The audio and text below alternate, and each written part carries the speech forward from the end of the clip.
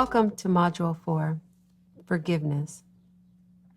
This segment is likened to the military's naval seal in my estimation, because it requires so much technique and so much practical applications that everyone's not going to be able to do it. So we have to come into the forgiveness segment knowing that this is not something that everyone's going to be able to participate. And quite frankly, people won't choose to participate in this segment called forgiveness. Forgiveness means that you are going to have to be heavy on the maturity and heavy on the maturity.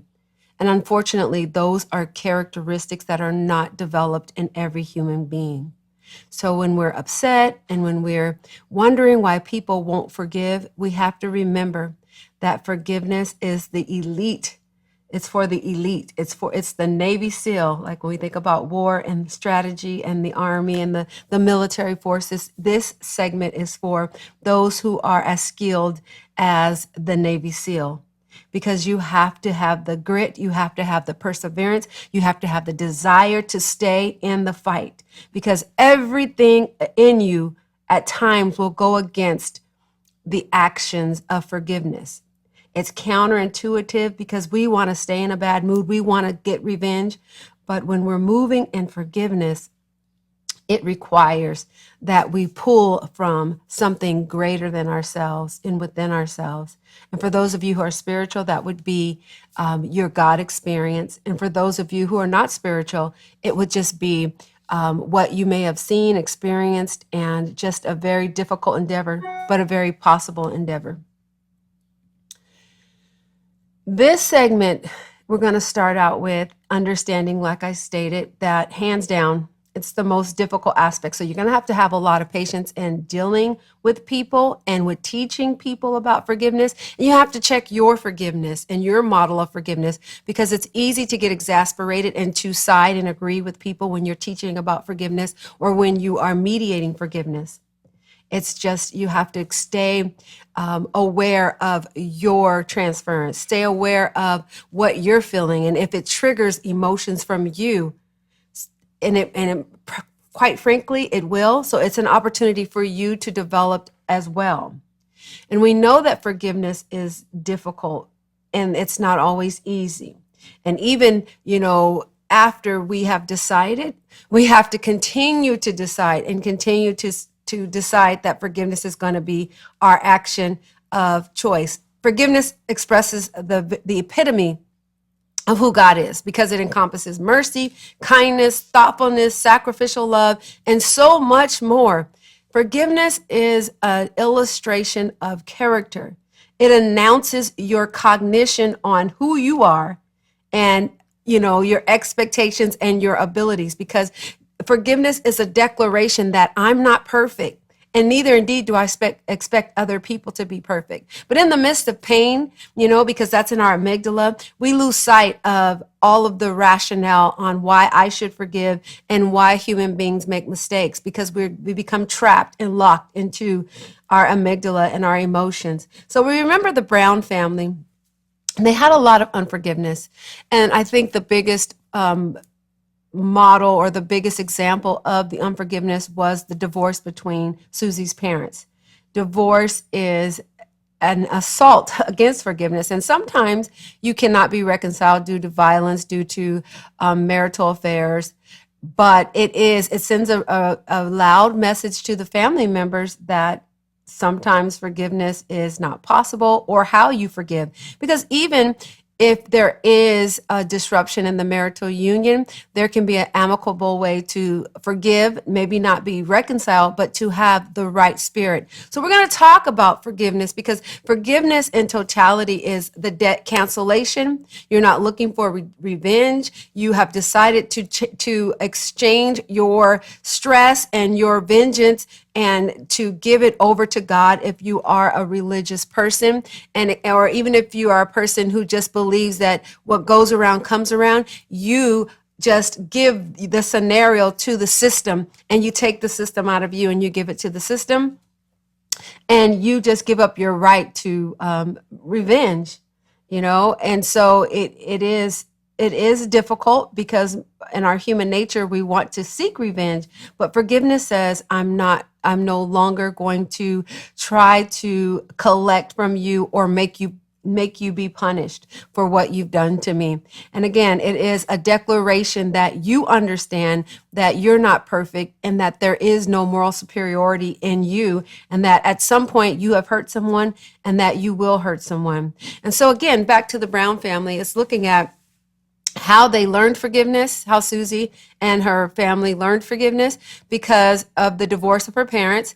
There's also disharmony and unforgiveness between some of her siblings against the parents. So it becomes a model and a pattern of how people forgive, because children, like in every circumstance, they learn how to forgive and they learn how to love from their parents. We learn from our home of origin. So in Susie's experience and her siblings' experience and probably her parents' experiences, they did not fully get an understanding of how to operate in forgiveness. And so many times that happens. And I'm using the Brown family as an example because this is our running vignette. But even in your family, it's important that you look at, how has forgiveness been modeled? How has it been modeled in your family? Have you been able to see that people are forgiving? Have you noticed that people hold grudges? It's a multi-generational experience with forgiveness, because if you don't see it, then you don't know what to expect, and it becomes the common practices of the family. So going back and looking at your genograms that we talked about and looking at multi-level generational patterns of forgiveness, and how did they disengage? Was there, a cutoff? Was there estrangement? Because generationally, if there's estrangement, people will walk in that pattern and they won't practice forgiveness, because forgiveness is not a part of the model of family and unification. So it's important that you even question, how did I learn about forgiveness? What do I know about forgiveness? We know there's the practical word of God that teaches forgiveness, but sometimes people say, well, I'm not God. But there's many references about forgiveness throughout the Bible dealing with humanity, and we're going to tackle that later on in our modules. But today we're looking at the unforgiveness and its impact, and how to help people who are willing, because you have to be willing to walk in forgiveness. And I think it's important that we talk about the consequences of not forgiving one another and not being a forgiving person, because that can be a motivation, and it also can be an instrumental tool when you're working with families, when you're working with your congregations, or when you're working with yourself, so that you can begin to have that dialogue and bring awareness to what unforgiveness is actually doing to you and others, because we're interconnected. Remember, we talked about the law of quantum physics. And so every particle is affected by the other particle. No man is an island. So when I'm in unforgiveness, I'm impacted, but everyone else around me is also impacted. It's not an individual affair.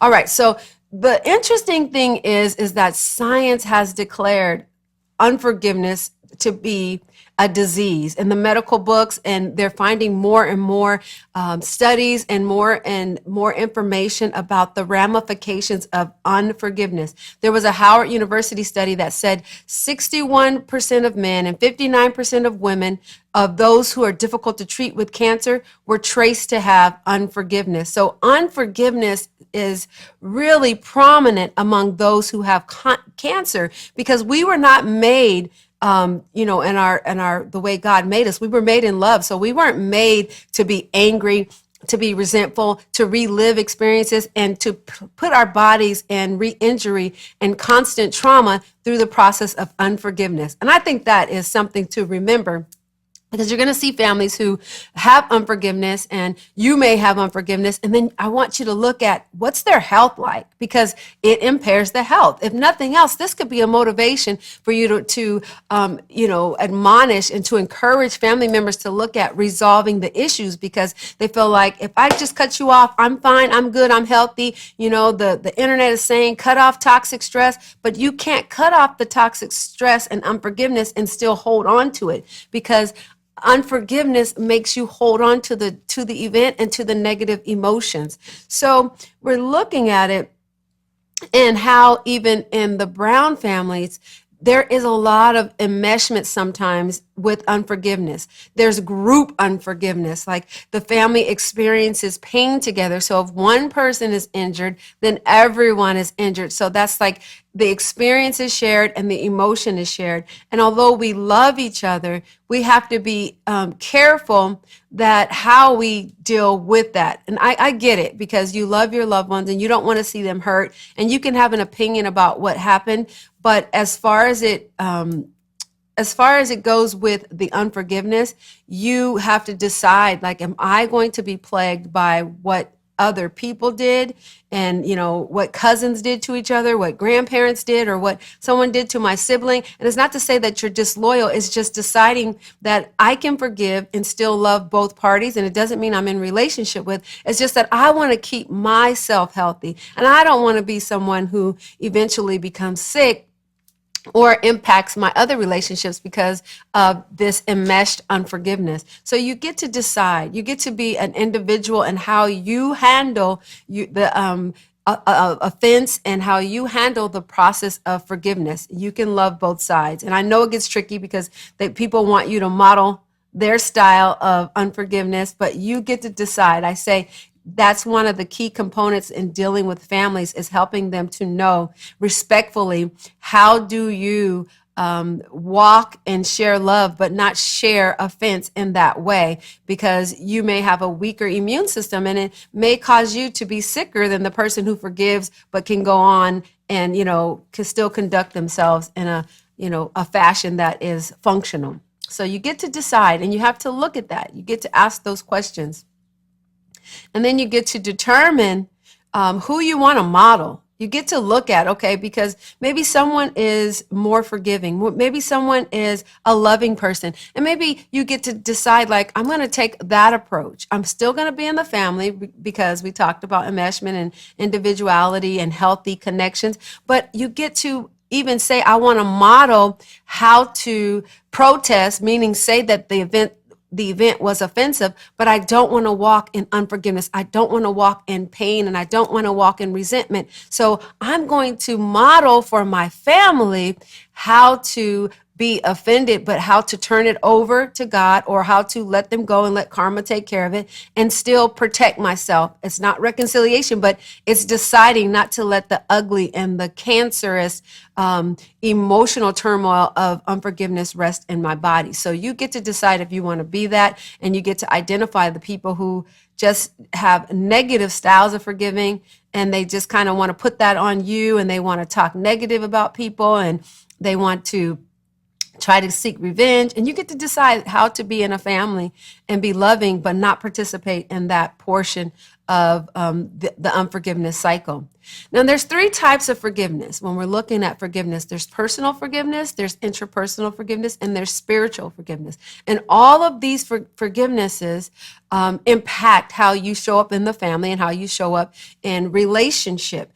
Personal forgiveness, I'm going to say that one first, because that one goes kind of covert, and we kind of feel like we have a right to privately not forgive ourselves for mistakes and things that we may have done and in our past, and we may have a lot of shame, and we tell ourselves, I could never forgive myself for that.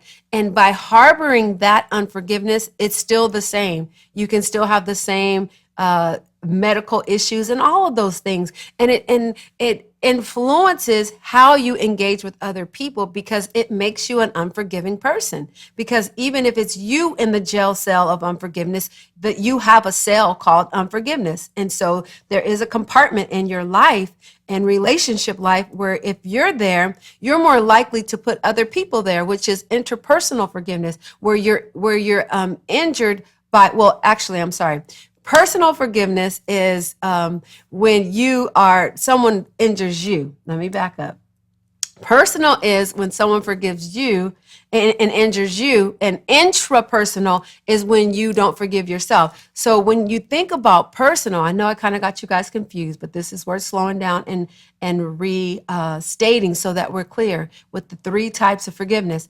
Personal is someone injures you, someone steps on your toe, someone assaults you, someone betrays you. That is personal. And it's still the same. You have this person in the jail cell. And then there's interpersonal, where, again, like I stated, you did something and you can't forgive yourself. You feel so bad about it. You got a lot of guilt and shame. So that prison door is open. So you start to accumulate people. You start to accumulate offenses. And guess what? You can even put God in that prison of unforgiveness, because God may not have shown up for you. Maybe he didn't do something that you asked him to do. Maybe he didn't protect you. Maybe he didn't protect a family member, and you thought for sure he should have shown up.